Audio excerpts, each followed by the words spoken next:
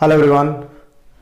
In this video we will continue our exercise 13.1 in which 4 or 5 questions near about are remaining, and almost questions we have discussed in the last video.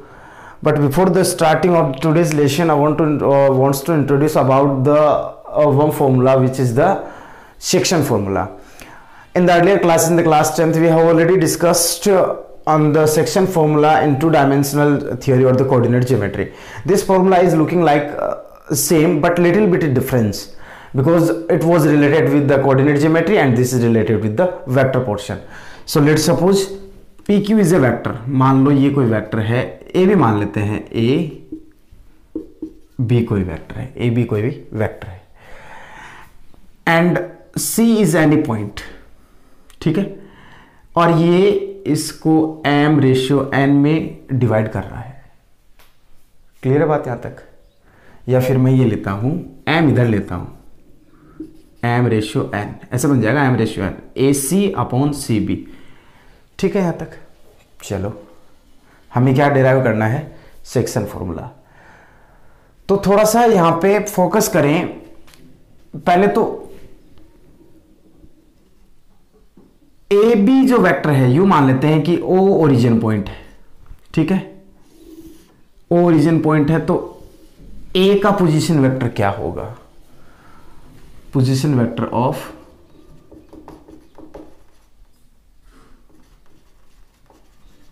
Late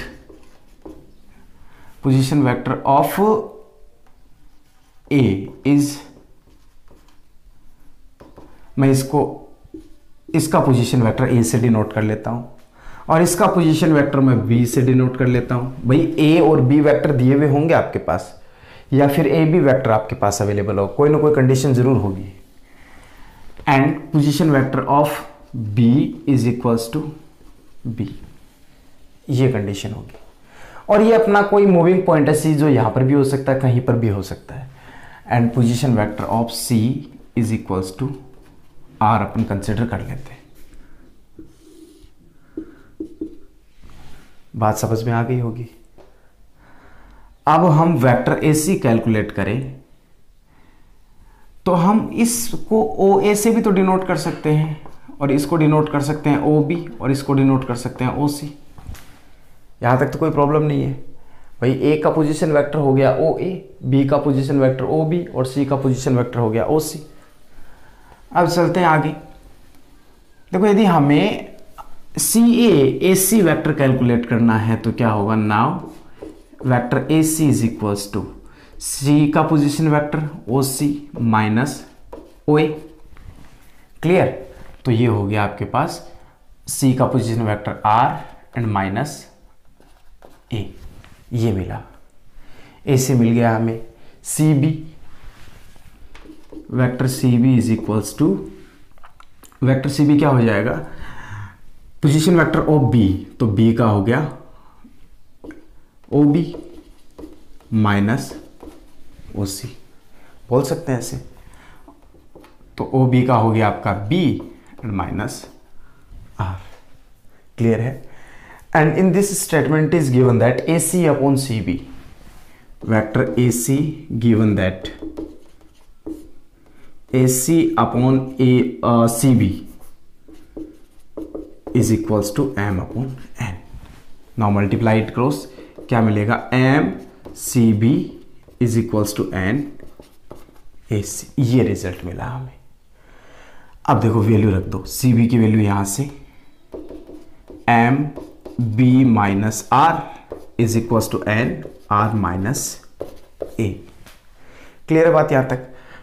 bracket open करें तो M B vector minus M R vector is equals to N R vector minus N A vector.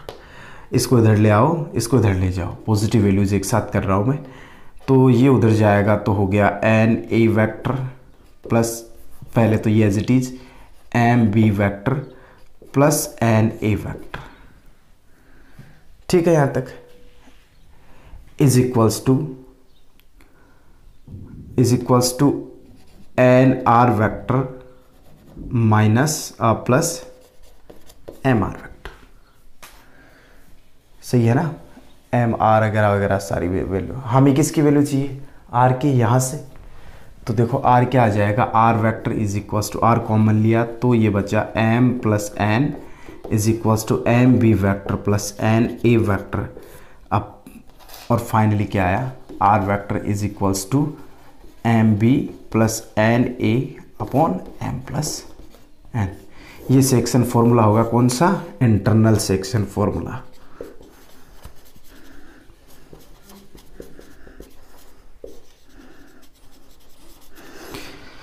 और यही जब कोई external part होता, मतलब यहाँ ना हो कि इधर या फिर इधर होता, तो मैं डायरेक्टली फॉर्मूला लिख रहा हूँ for the external section formula.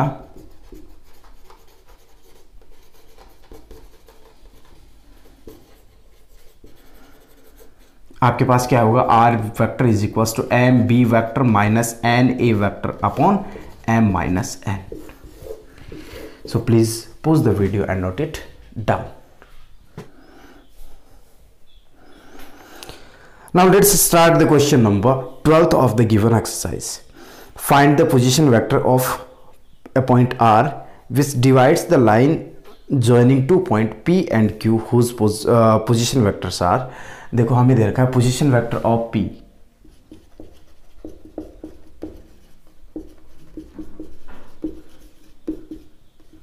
P को अपन बोल सकते हैं OP vector is equals to, और मैं इसको सेलेक्ट कर लेता हूं ए से, कोई प्रॉब्लम नहीं है, which is I plus two J minus K. Second, position vector of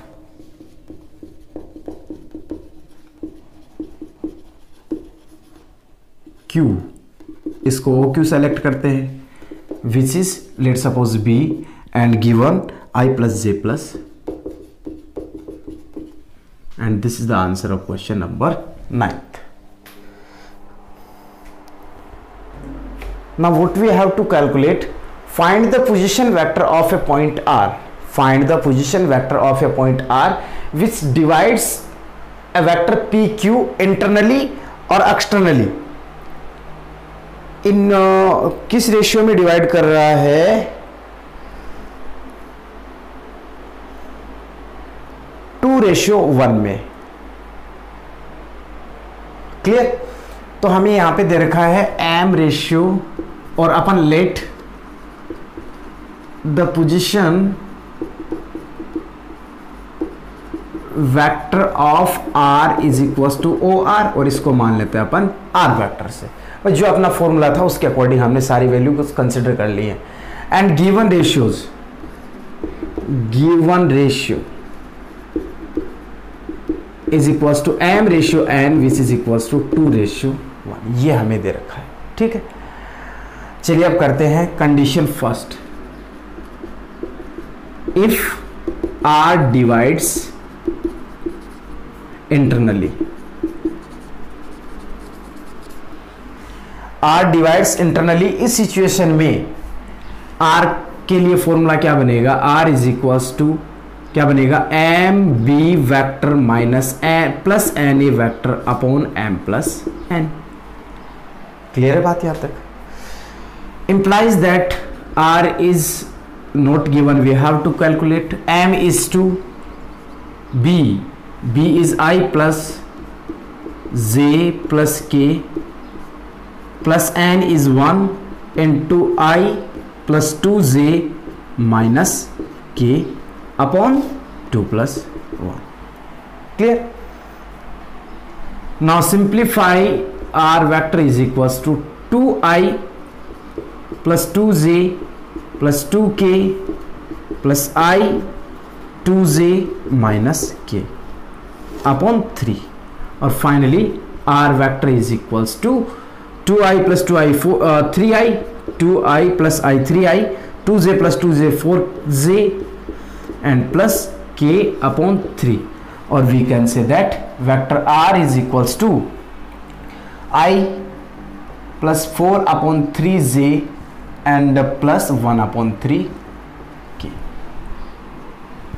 तो ये हो गया R का पोजीशन वेक्टर किस सिचुएशन में, जब R अपने PQ वेक्टर को इंटरनली डिवाइड करे, और सेकंड केस अपने पास है if it's divide externally. Externally यदि डिवाइड करता है तो अपने पास क्या होगा,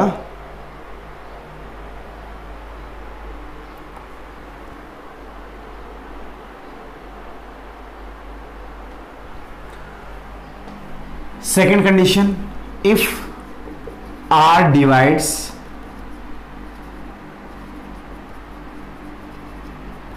एक्सटर्नली, R यदि एक्सटर्नली डिवाइड करता है तो फॉर्मूला क्या रहेगा, R vector is equal to M B minus N A upon M minus N.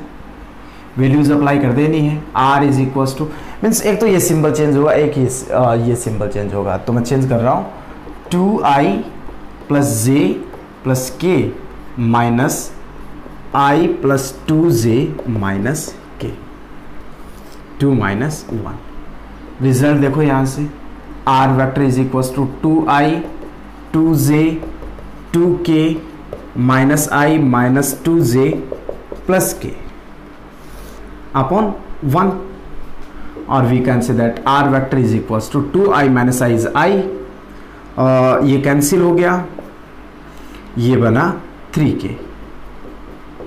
ये कंडीशन कब मिलेगी हमें, जब आपका वेक्टर एक्सटर्नली डिवाइड होता है एक R पॉइंट से। क्लियर है? So this is the final answer of the question number 9। I hope you understood, so please pose this and note it down.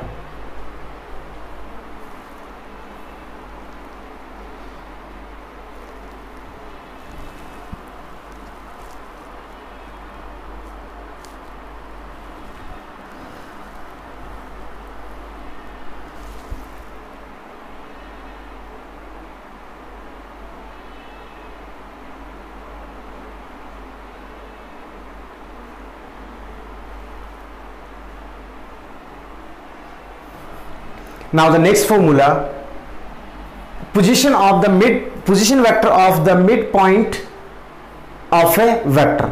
Let's अब हमें नेक्स्ट फॉर्मूला अपना क्या रहेगा, position vector of mid point of A vector. मान लो कोई vector है ये A B,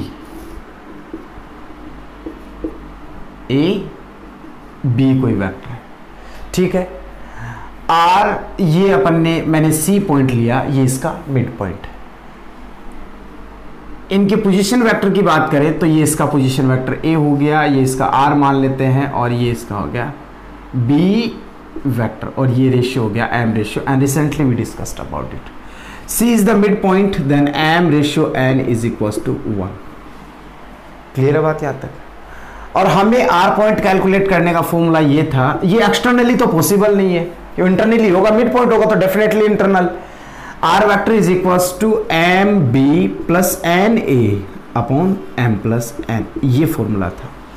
यहां पर m और n दोनों की वैल्यूज क्या है, 1 है, तो मैं अप्लाई कर रहा हूं R is equals to B plus A upon 1 plus 1 is equals to 2, और we can say that a vector plus b vector upon 2।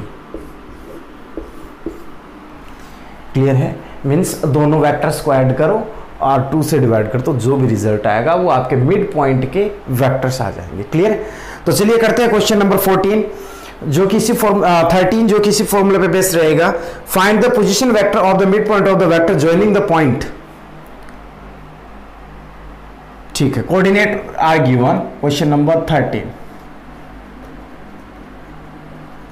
Coordinates of P and QR क्या क्या है, 2 3 4 and 4 1 minus 2. These coordinates are given, and what we have to calculate the position vector of the midpoint, मतलब हमें C point का position vector calculate करना है। तो मैं पहले P पॉइंट के लिए पोजीशन वेक्टर कैलकुलेट करता हूं। पोजीशन वेक्टर ऑफ, या फिर पहले लिखते हैं, मेंशन कर लेते हैं, let O is origin, then position vector of point P जो कि होगा OP, इसको मैं A से डिनोट कर लेता हूं। ठीक है, कितना हो जाएगा, 2i प्लस 3j 4k। ये बेसिकली p पॉइंट का हुआ है, p q वेक्टर का नहीं हुआ है। अब बात करते हैं इसकी, and position vector of point q is equals to oq and let's suppose I am taking it as a b vector जो होगा 4i plus j minus 2k। समझ में आई होगी बात यहां तक। और थर्ड पॉइंट अपना क्या बच गया, r अभी तक बचा हुआ है last, and position vector of point r is equals to O R, sorry C point के लिए O C which is equals to अपन r कंसिडर कर लेते हैं, और हमें r की ही वैल्यू कैलकुलेट करनी है। Then r is equals to vector a plus vector b upon 2। r is equals to vector a ये यहाँ से 2i plus 3j plus 4k plus 4i plus j minus 2k whole upon 2 implies that r vector is equals to 2i plus 4i 6i 3j 4j plus 2k upon 2, और finally we can say that r vector is equals to 3i plus 2j plus k। ये क्या हो गया आपका position vector of the mid point, मतलब इस point का position vector हुआ है। क्लियर, समझ में आई होगी बात। Then copy it.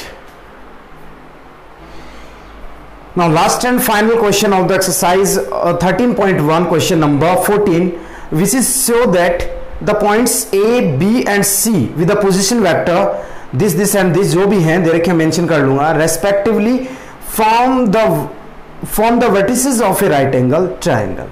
मतलब हमें तीन पोजीशन वेक्टर दे रखे हैं, पॉइंट A का, पॉइंट B का और पॉइंट C का। अब हमें ये बताना है कि ये जो पोजीशन वेक्टर हैं ये एक राइट एंगल ट्राइंगल के वर्टेक्स है। तो हम यू जो भी दे रखा है पहले तो वो लिखते हैं, position vector of question number 14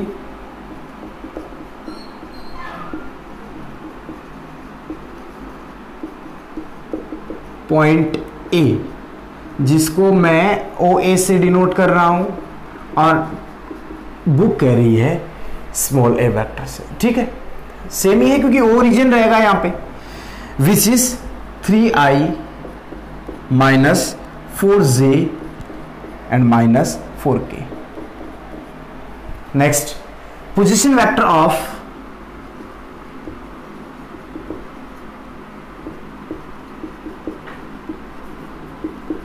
point B, let's suppose this is OB and according to our book B vector, and is given 2i minus j plus k। आई बात समझ में। आगे चले, position vector of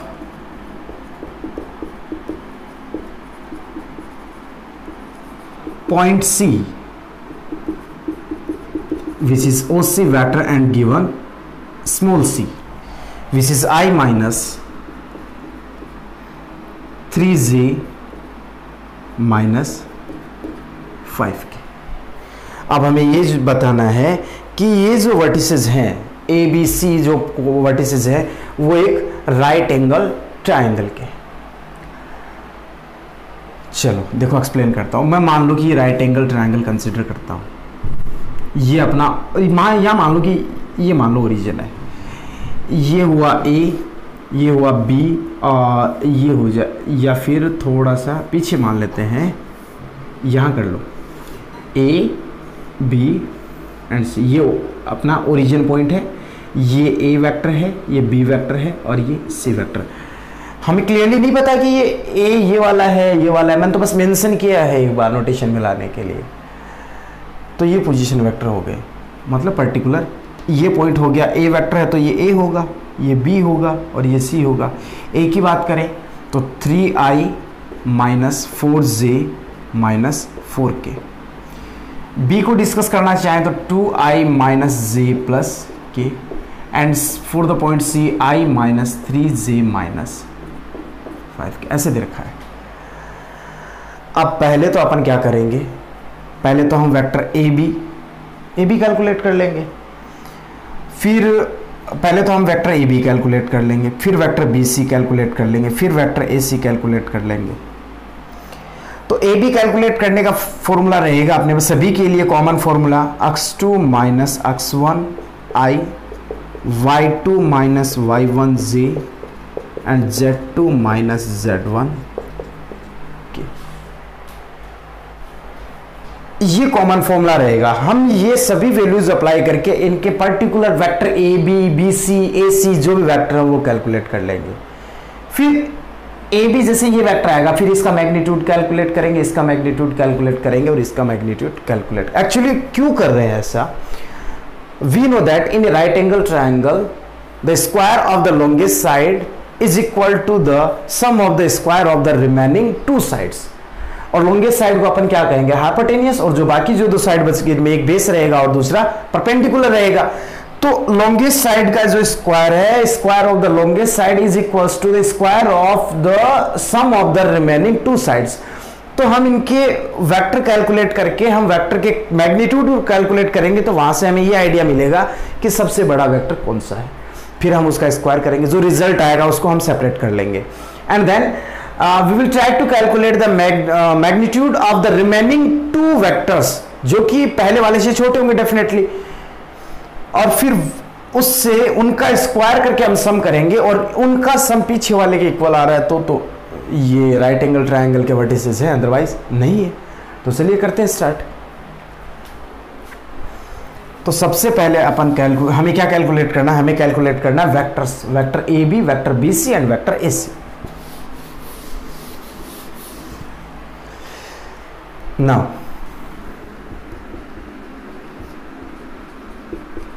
vector A B is equals to, यहां पर x2 y2 z2 बीस में belong करेगा, यहां से a से यहां से। तो क्या होगा? 2 माइनस 3, या पहले ये एज इट इज कर दो और फिर माइनस करके ये लिख दो, एक ही मैटर है, सेम ही है। मीन्स b, इसका मतलब ये हो जाएगा O B vector minus O A vector. इसका मीनिंग ये होगा, O B vector is this one 2i minus J plus K, minus this one 3i plus 4j and plus 4k। Bracket open किया तो सिंबल चेंज हो जाएंगे। Finally vector A B आपके पास क्या आ गया? ए बी कितना आएगा? 2i minus 3i minus i and 3j and 5। ये वेक्टर ए बी आया। अब हमें क्या कैलकुलेट करना? Magnitude of vector A B, जो कि क्या देगा? Under root -1 square plus 3 square and 5 square. Finally 1 plus 9 10, 10 plus 25 is 30। ये वैल्यू आ गई आपके पास magnitude of vector A B. And अब बी सी कैलकुलेट करते हैं। BC का मतलब OC minus OB, where OC I minus 3J minus 5K, minus हम क्या कर, BC है ना, तो OB यहां से 2I plus J minus K। Upon sorry simplify this one, minus I minus 2J and minus 6K। ये आपके पास आया वेक्टर BC। अब हमें कैलकुलेट करना है magnitude of BC। Magnitude of BC is equals to under root -1 square, ठीक है, under root -1 square plus -2 square plus -6 square. Result आएगा 1 4 5, 5 plus 36 is equals to 41, under root 41। Clear है बात यहां तक? एंड लास्ट एंड फाइनल क्या बचा अपने पास? Last and final A B हो गया, बी सी हो गया, ए सी कैलकुलेट करते हैं। Vector A C is equals to O C minus O A. O C देखो अपने पास है यहां से I minus 3J minus 5K and minus this one minus 3I plus 4J plus 4K.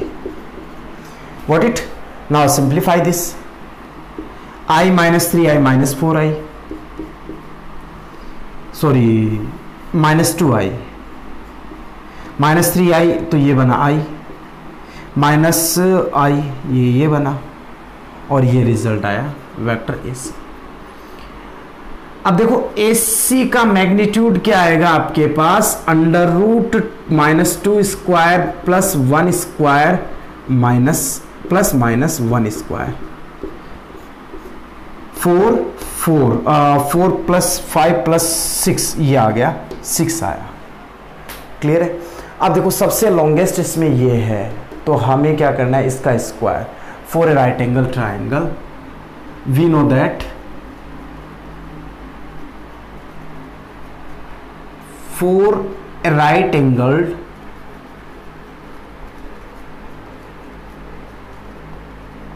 triangle, square of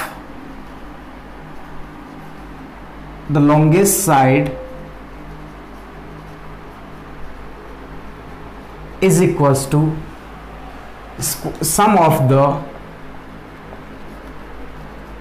of square of remaining 2 sides. ये हमें पता है, तो लॉन्गेस्ट साइड यहां से क्लियर हो रहा है, ये सबसे बड़ी ये है, तो हम कैलकुलेट करते हैं इसका square. BC square is equals to √41 square is equals to 41। अब ये भी कैलकुलेट करते हैं, AB √35 square is equals to 35 and AC is equals to 6। इन दोनों का सम इसके इक्वल आ रहा है, मतलब 35 प्लस 6 इज इक्वल्स टू क्या आया, 41। और वी कैन से दैट हमें ये पता चल गया AC square plus AB square is equals to BC। ये स्टेटमेंट आ गया। Therefore A, B and C are vertices of a right angle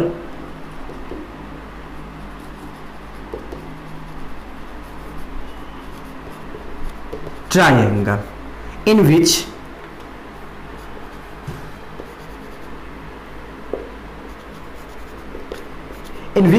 right angle triangle है, तो डेफिनेटली BC क्या आपका हाइपोटेनियस, तो ये हाइपोटेनियस B एंड C होगा, तो यहां पे पॉइंट A होगा, तो A क्या होगा, in which angle A is right angle, कि पॉइंट A वर्टिसेस पे आपका कितने डिग्री का एंगल बन रहा है, 90 डिग्री का। And this is the result of the question number 14, that's we have proved the given vertices are the vertices of a right angle triangle. Okay student, I hope you understood, so please pause the video and note it down.